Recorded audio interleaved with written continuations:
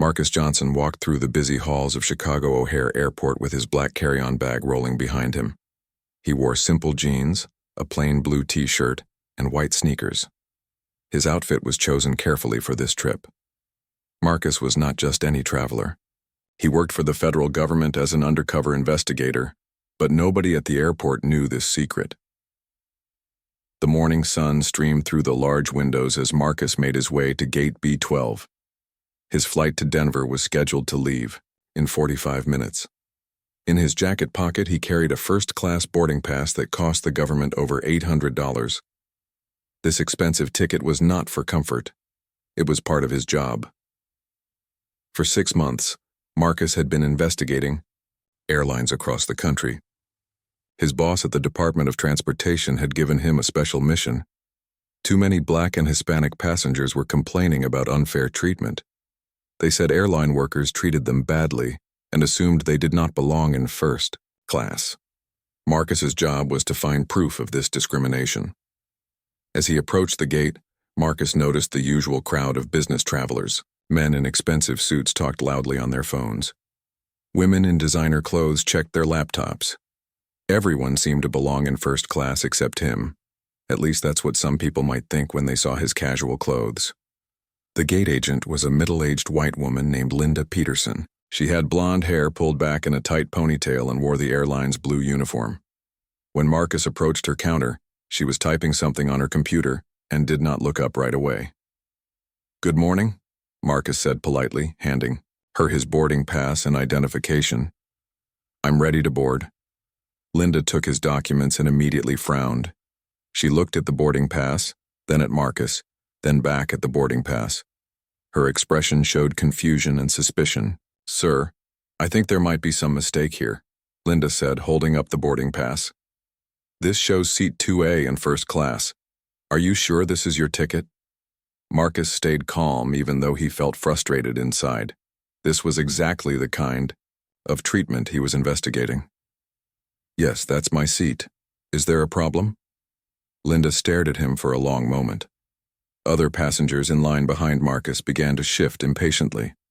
Some started whispering to each other and looking in his direction. "Let me just double-check this in our system," Linda said, but her tone suggested she did not believe him. She typed rapidly on her keyboard, making clicking sounds that seemed very loud in the quiet moment. Marcus knew his ticket was completely valid. The federal government had purchased it through proper channels. His name was in the airline's computer system. There should be no problems at all. But he also knew that Linda Peterson was about to create problems anyway. "Sir, I'm not showing you in our first-class manifest," Linda announced loudly enough for nearby passengers to hear. "How did you get this boarding pass?" The question hit Marcus like a slap. She was basically asking if he had stolen or forged his ticket. Around him, other travelers began staring openly. Some pulled out their phones, probably ready to record what they thought might become an interesting confrontation. "I purchased this ticket legally," Marcus replied, keeping his voice steady. "Everything should be in your computer. Please check again." Linda's face showed she was not convinced.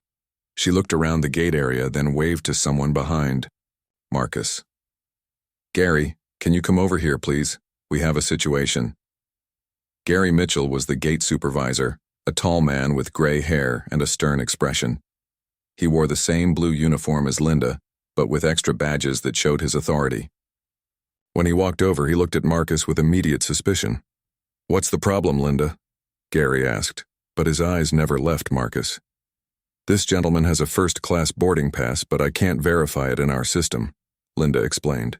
She handed the boarding pass to Gary, who examined it closely. Gary held the boarding pass up to the light as if checking for fake watermarks. He looked at Marcus's identification card, comparing the photo to his face multiple times. The whole process was taking much longer than necessary. "Where did you buy this ticket?" Gary demanded.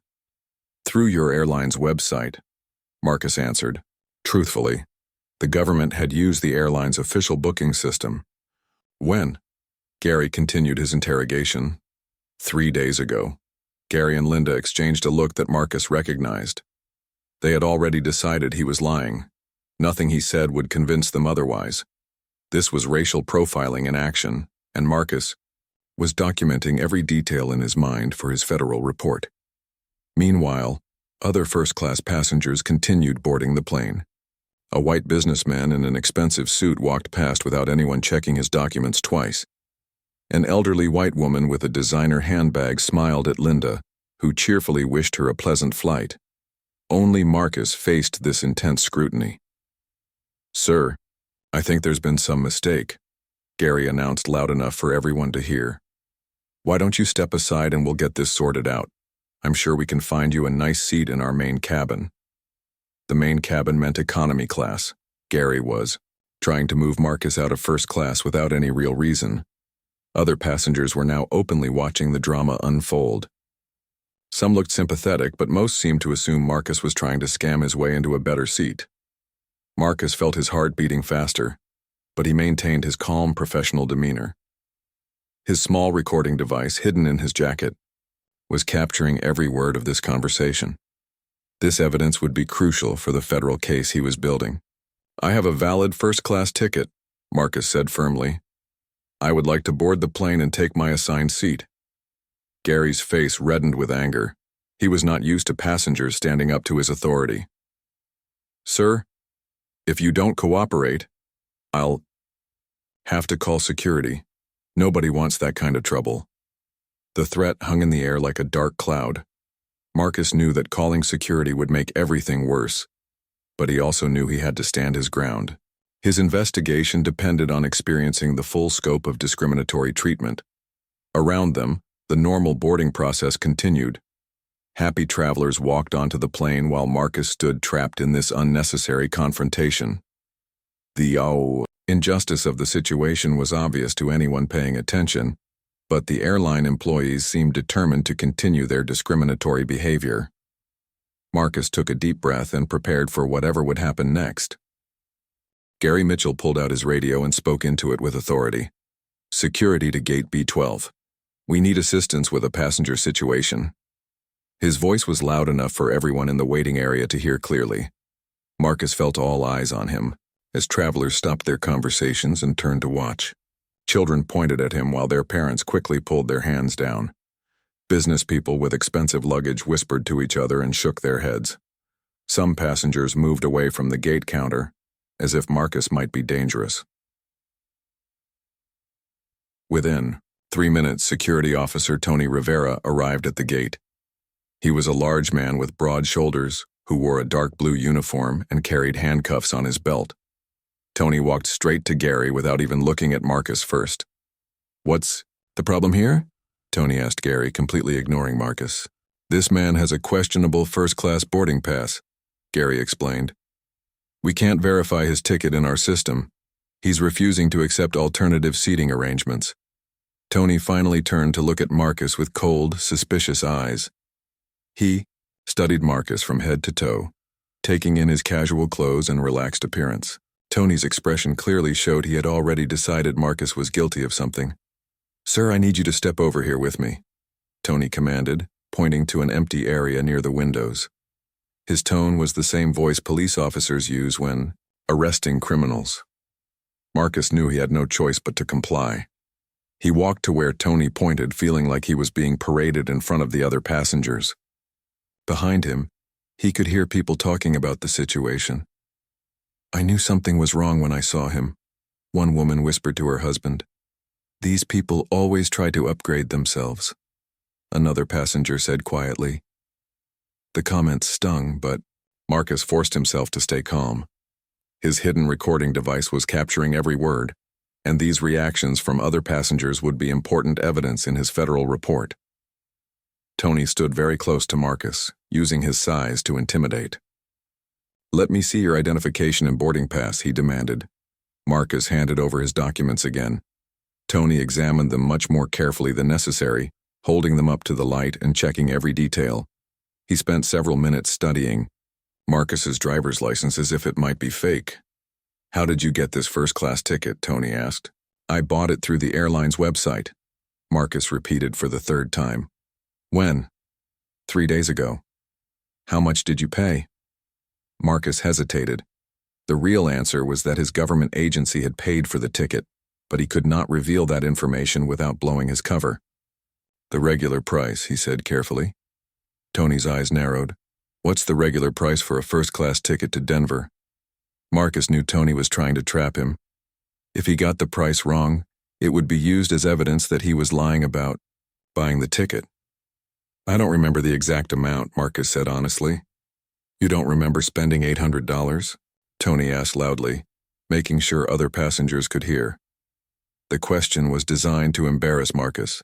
Tony was suggesting that someone like Marcus could never afford such an expensive ticket. The implication was clear and insulting.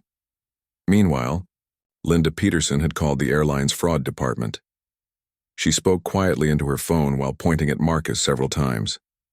Other airline employees gathered around to watch the situation unfold. "We're going to need to verify this ticket with our fraud team," Gary announced. "This could take some time." Marcus watched as other passengers continued boarding the plane normally.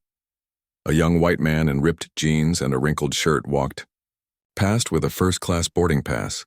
Nobody questioned his ticket or asked him to step aside. An older black woman approached the counter with an economy ticket, and Linda processed her boarding pass quickly and politely. The discrimination was obvious to anyone paying attention. Only Marcus, a well-dressed black man with a first-class ticket, faced this intense scrutiny and suspicion. Helen Brooks, an elderly white woman waiting for the same flight, approached Marcus during the commotion. She was small and fragile-looking, with gray hair and kind eyes. "Excuse me," she said quietly to Marcus. "I saw what happened. This isn't right. You have a valid ticket just like everyone else." Her words were kind, but Helen spoke in a whisper because she was afraid to speak up too loudly. Marcus appreciated her sympathy, but he could see she was too scared to really help him. "Thank you," Marcus replied softly. "I just want to board my flight like everyone else."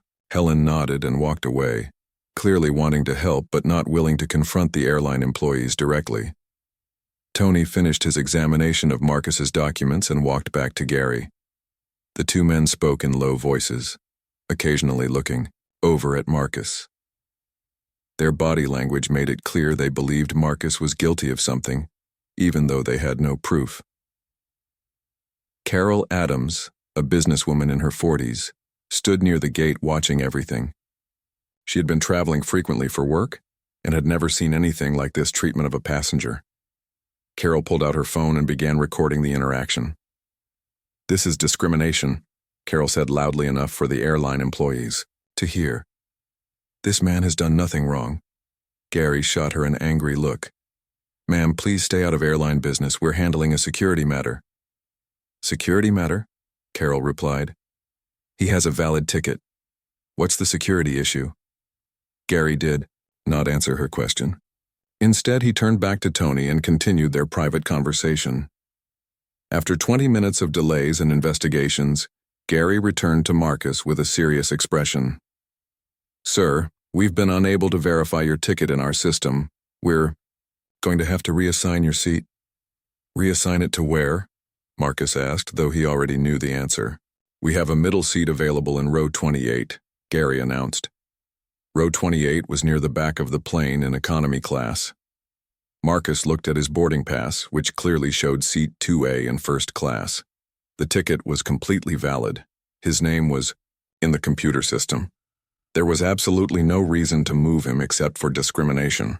"I paid for a first-class seat," Marcus said firmly. "I want to sit in the seat I purchased." Tony stepped closer to Marcus, using his physical presence as a threat. "Sir, you need to accept the airline's generous offer of alternative seating, or we'll have to remove you from the flight entirely." The threat was clear. Accept discrimination or miss the flight completely. Marcus felt anger rising in his chest, but he forced himself to stay professional. Every word and action was being recorded for his federal investigation. Around them, the last few passengers were boarding the plane. The gate area was nearly empty except for Marcus, the airline employees, security, and a few people watching the drama. Marcus realized he was about to face an impossible choice that would test everything he believed about justice and dignity. Marcus stood in the empty gate area facing an impossible decision. Accept the middle seat in economy class or miss his flight completely. Either choice would give the airline exactly what they wanted. They were forcing him to accept discrimination or face punishment. What Gary Mitchell, Linda Peterson, and Tony Rivera did not know was that Marcus Johnson worked for the United States Department of Transportation. His official title was Senior Compliance Investigator for the Office of Aviation Consumer Protection. For 15 years, he had investigated airlines that broke federal laws about treating passengers fairly. 6 months ago, Marcus's boss, Janet Martinez, had called him into her office in Washington, D.C. Janet was a tough woman who had spent 20 years fighting discrimination in the transportation industry.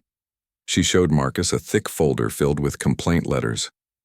"We're getting too many reports about the same problem," Janet had explained. "Black and Hispanic passengers say airlines treat them badly. They get questioned about their tickets. They get moved to worse seats. Some even get kicked off planes for no good reason." Marcus had read through the complaints that day. Story after story described the same pattern. Minority passengers with first-class or business-class tickets faced suspicion and harassment. Airline workers assumed they did not belong in expensive seats. The stories were heartbreaking and made Marcus angry. "What do you want me to do?" Marcus had asked Janet. "Go undercover," she replied. "Buy expensive tickets and see what happens. We need solid evidence that will hold up in federal court." That conversation had started Marcus's secret investigation. Over 6 months, he had flown on 12 different airlines using various identities. Sometimes he dressed in business suits. Other times he wore casual clothes like today. The results were always the same when he looked relaxed and unofficial. White passengers with expensive tickets were treated with respect and courtesy. Black passengers with the same tickets faced questions, delays, and suspicion. Marcus had documented everything with hidden cameras and recording devices. Today's incident at Chicago O'Hare was the worst discrimination he had experienced yet. Gary Mitchell's assumption that Marcus could not afford a first-class ticket was caught perfectly on audio. Linda Peterson's refusal to check the computer system properly was documented. Tony Rivera's intimidation tactics were all recorded. In a hotel room across town, Marcus's colleague Kevin Wright was monitoring the situation through wireless equipment. Kevin worked as a technical specialist for the investigation team. He watched live video feeds from Marcus's hidden camera and listened to audio from the recording device. Kevin had seen Marcus face discrimination before, but today's incident was especially bad. He took detailed notes about each person involved and their specific actions. This evidence would be crucial when the Department of Transportation filed charges against the airline. Kevin also monitored social media to see if other passengers were posting about the incident. Carol Adams had already uploaded her video to 3 different platforms. Her footage showed the unfair treatment from an outside perspective. Other passengers had also recorded parts of the confrontation.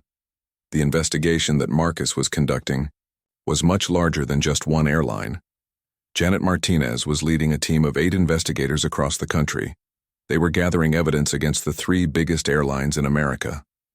The goal was to prove systematic discrimination that violated federal civil rights laws. Marcus's team had already documented over 40 incidents of discriminatory treatment. They had video evidence, audio recordings, witness statements, and internal airline documents. The case they were building would be the largest airline discrimination lawsuit in 10 years.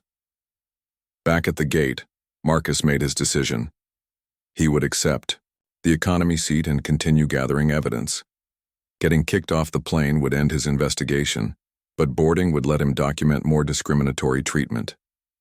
"I'll take the seat in row 28, Marcus said quietly. Gary Mitchell smiled with satisfaction. He had won this battle and forced Marcus to accept unfair treatment. "Smart choice," Gary said. "Linda will print you a new boarding pass." Linda Peterson typed quickly on her computer and printed a new ticket. She handed it to Marcus without making eye contact. Her body language showed she was uncomfortable with what had happened, but she had followed Gary's lead throughout the confrontation. Marcus took his new boarding pass and walked toward the plane. Behind him, Gary was already talking to Tony Rivera about the next flight. They had moved on from discriminating against Marcus as if nothing important had happened. The airplane was nearly full when Marcus finally boarded. He walked down the narrow aisle toward row 28, passing through first class where he should have been sitting. The first-class cabin was spacious and comfortable with wide leather seats and extra legroom. In seat 2A, the seat that should have been his, sat a young white man in wrinkled clothes who looked like he had slept in them. This passenger had boarded, without any questions or delays. Nobody had demanded to see his identification twice or called security to verify his ticket. Marcus continued walking toward the back of the plane. Economy class was crowded and cramped compared to first class. Passengers were already fighting over overhead bin space and complaining about legroom. The contrast was obvious and painful. Row 28 was near the bathrooms where Marcus found his middle seat between two large passengers. The man by the window was already asleep and snoring loudly. The woman in the aisle seat was talking loudly on her phone and taking up extra space. As Marcus squeezed into his cramped seat, flight attendant Nancy Collins approached him. Nancy was a middle-aged woman with blonde hair who had worked for the airline for many years. She looked at Marcus with the same suspicious expression he had faced at the gate. "Excuse me, sir," Nancy said in a voice loud enough for nearby passengers to hear. "You were walking through first class. Are you sure you're in the right seat?" Marcus showed her his boarding pass for row 28. Nancy examined it carefully, as if she expected it to be fake. "I was just checking," Nancy said. Sometimes passengers get confused about where they belong. The comment was insulting and unnecessary. Nancy would never have said such a thing to a white passenger. Marcus was clearly a paying customer with a valid ticket, but she treated him like he might be trying to sneak into a better seat. Marcus settled into his uncomfortable middle seat and fastened his seatbelt. Around him, economy passengers complained about the cramped conditions and poor service. Through the curtain separating the cabins, he could see first-class passengers enjoying free drinks and extra attention from flight attendants. The plane pushed back from the gate and began taxiing toward the runway. Marcus closed his eyes and reviewed everything that had happened. His hidden recording device had captured hours of discriminatory treatment that would be impossible for the airline to deny. In a few hours, he would be in Denver continuing his undercover investigation. But the real work would happen back in Washington, where Janet Martinez and her team would use today's evidence to seek justice for thousands of passengers who had faced similar discrimination. 3 weeks after the incident at Chicago O'Hare Airport, Paul Stevens sat in his office at the airline headquarters in Atlanta. Paul was the regional manager for customer service operations across the Midwest. He had worked for the airline for 12 years and thought he had seen every kind of passenger complaint possible. That Tuesday morning, Paul's secretary knocked on his door with a worried expression. "Mr. Stevens, there's a federal agent here to see you. She says it's urgent." Paul looked up from his computer screen with confusion. Federal agents did not usually visit airline offices unless something very serious had happened. "Send her in," he said nervously. Janet Martinez walked into Paul's office wearing a dark business suit and carrying a thick briefcase. She showed her federal identification card and sat down across from Paul's desk without being invited. "Mr. Stevens, I'm Janet Martinez from the Department of Transportation's Office of Aviation Consumer Protection," she said in a serious voice. "We need to discuss some problems with your airline's treatment of passengers." Paul felt his stomach drop. Federal investigations were every airline manager's worst nightmare. They could result in huge fines, bad publicity, and even criminal charges in serious cases. "What kind of problems?" Paul asked, trying to sound calm. Janet opened her briefcase and pulled out a large folder filled with documents, photographs, and computer disks. "We have evidence that your airline has been discriminating against minority passengers, particularly those traveling in first class." She placed a photograph on Paul's desk. It showed Marcus Johnson standing at Gate B12 in Chicago, surrounded by Gary Mitchell, Linda Peterson, and Tony Rivera. Paul recognized the gate area immediately. "This incident happened 3 weeks ago," Janet continued. "Your employees denied boarding to a passenger with a valid first-class ticket based solely on racial assumptions." Paul studied the photograph carefully. He remembered hearing about some kind of disturbance at the Chicago gate. but Gary Mitchell had filed a report claiming they had caught someone trying to use a fraudulent ticket.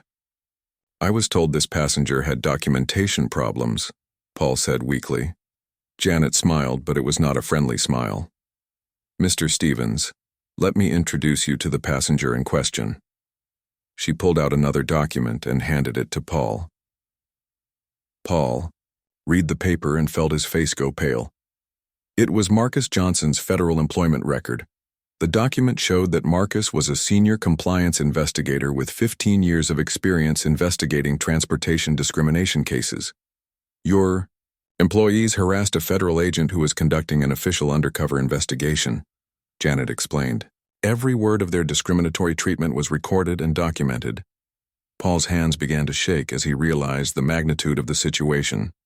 Discriminating against any passenger was bad enough, but harassing a federal investigator during an official investigation was a disaster that could destroy careers and cost the airline millions of dollars. Janet continued pulling evidence from her briefcase. She showed Paul audio transcripts of Gary Mitchell's comments about Marcus not looking like a first-class passenger. She presented video footage of Linda Peterson refusing to check the computer system properly. She displayed photographs of Tony Rivera intimidating Marcus while other passengers boarded normally. "We also have witness statements from other passengers," Janet added. "Several people recorded the incident and posted videos on social media. Your employees' discriminatory behavior is documented from multiple angles."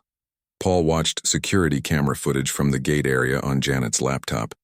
The video clearly showed Marcus being treated differently from white passengers with similar tickets. The discrimination was obvious and impossible to deny. "This investigation goes far beyond one incident," Janet continued. "Agent Johnson has been documenting discriminatory practices across your airline network for 6 months. We have evidence of 43 separate incidents involving unfair treatment of minority passengers." She showed Paul a thick report filled with dates, locations, and detailed descriptions of discriminatory treatment. Each incident was carefully documented with audio recordings, video evidence, and witness statements.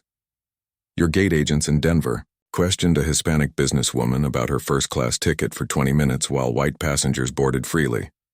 Janet read from the report. "Your flight attendants in Miami forced a black family to surrender their premium seats based on claims that children were not allowed in that section, which is false." Paul felt sick as he listened to incident after incident. The pattern of discrimination was clear and systematic. This was not just a few bad employees making mistakes. It was evidence of widespread bias throughout the airline's operations. Janet placed a final document on Paul's desk.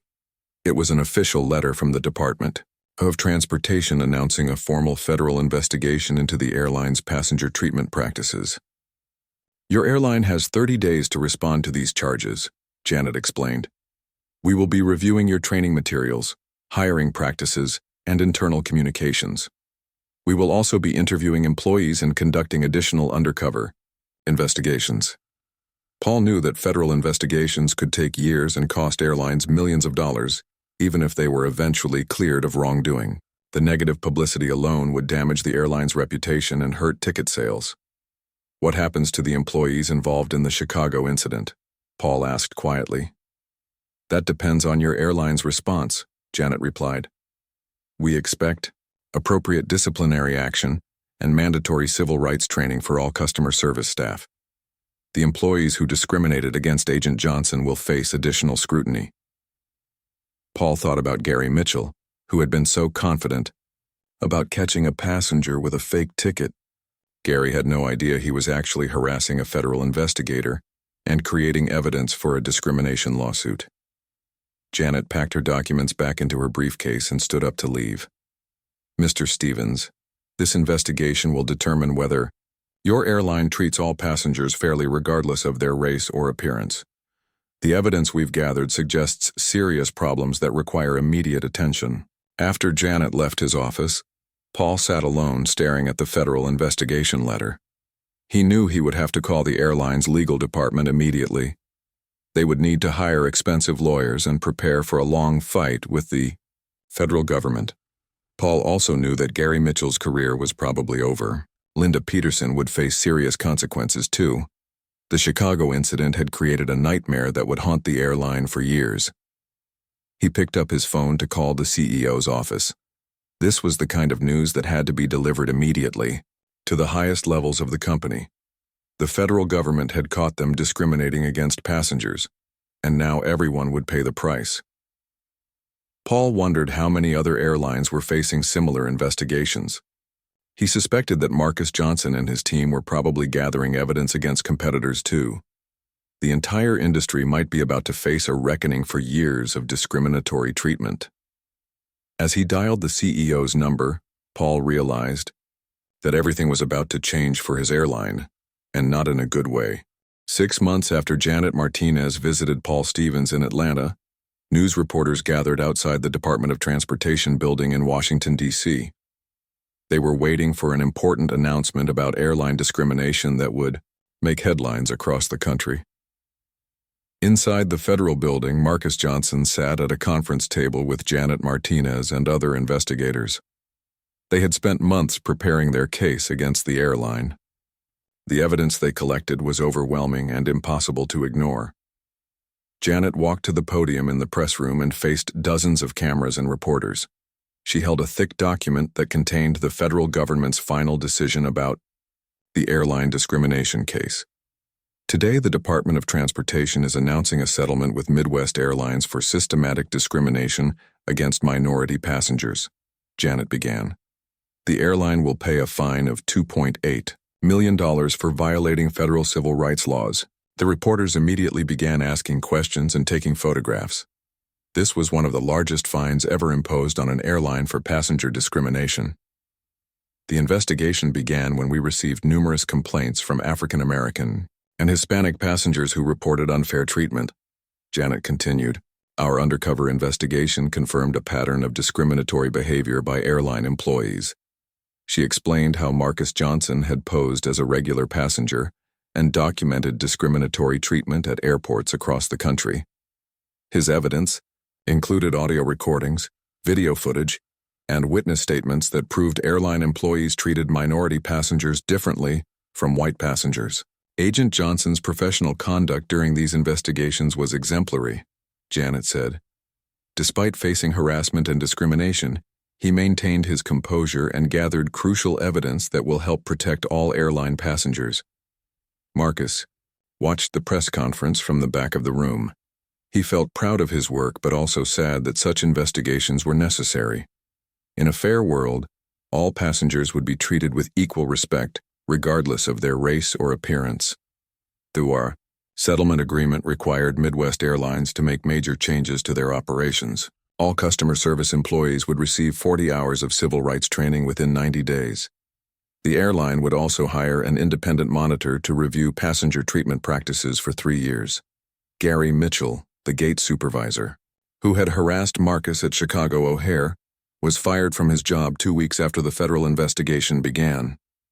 The airline's legal department decided that Gary's discriminatory comments were too damaging to defend in court. Linda Peterson, the gate agent who had questioned Marcus's first-class ticket, received a formal written reprimand and was required to complete additional sensitivity training. She kept her job, but was moved to a position with less customer contact. Tony Rivera, the security officer who had intimidated Marcus, faced review by airport authorities in addition to airline disciplinary action. His aggressive behavior toward a passenger with valid documents violated security protocols and federal guidelines. Paul Stevens, the regional manager, was transferred to a different department within the airline. His new job involved reviewing customer service policies rather than managing frontline employees. The airline wanted to distance him from the discrimination scandal. The $2.8 million fine was divided between government enforcement costs and a fund to compensate passengers who had experienced discrimination. Over 200 passengers came forward with similar stories of unfair treatment by Midwest Airlines. Carol Adams, the businesswoman who had recorded Marcus's harassment at the Chicago gate, received a personal thank you letter from Janet Martinez. Her video footage had provided crucial independent evidence of the discriminatory treatment. Helen Brooks, the elderly passenger who had sympathized with Marcus but was too afraid to speak up, saw news reports about the federal investigation. She wrote a letter to the Department of Transportation expressing regret that she had not been braver in supporting Marcus during the incident. The case against Midwest Airlines inspired similar investigations at other major airlines. Marcus's team began undercover operations at 5 more carriers, finding evidence of discriminatory practices at each one. Within a year, the airline industry faced the largest civil rights enforcement action in its history. 3 major airlines paid fines totaling over $8 million. Hundreds of employees received civil rights training, and dozens of supervisors were fired or demoted. Marcus continued his undercover work, but he found that discrimination was becoming less common as airlines realized they were being watched. Word spread quickly through the industry that federal investigators were monitoring passenger treatment practices. The changes went beyond just avoiding discrimination. Airlines began actively promoting diversity in their customer service training. They hired more minority employees and created systems for passengers to report unfair treatment anonymously. Marcus spoke at training sessions for new airline employees, though he could not reveal details about his undercover work. He explained how discrimination hurt both passengers and airlines, creating legal problems and damaging company reputations. Every passenger deserves to be treated with dignity and respect, Marcus told groups of airline workers. Your job is to provide excellent service to everyone, regardless of what they look like or how they dress. The federal investigation also led to changes in airport security procedures.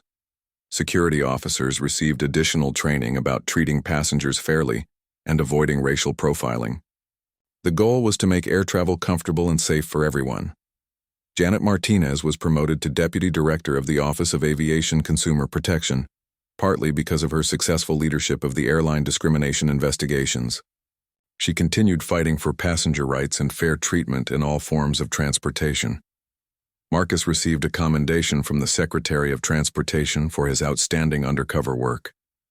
The award recognized his professionalism and courage in documenting discrimination while facing personal harassment and humiliation. 3 years after the Chicago O'Hare incident, Marcus boarded another flight with a first-class ticket. This time, he was traveling as himself rather than undercover. The gate agent processed his boarding pass quickly and politely, wishing him a pleasant flight. As Marcus settled into his first-class seat, he noticed a young black businessman being helped by a flight attendant who showed no signs of suspicion or discrimination. The change was subtle but important. Airlines were finally learning to treat all passengers with equal respect. Marcus pulled out his phone and sent a text message to Janet Martinez. Flying first class to Miami today. No problems at all. I think our work is making a difference.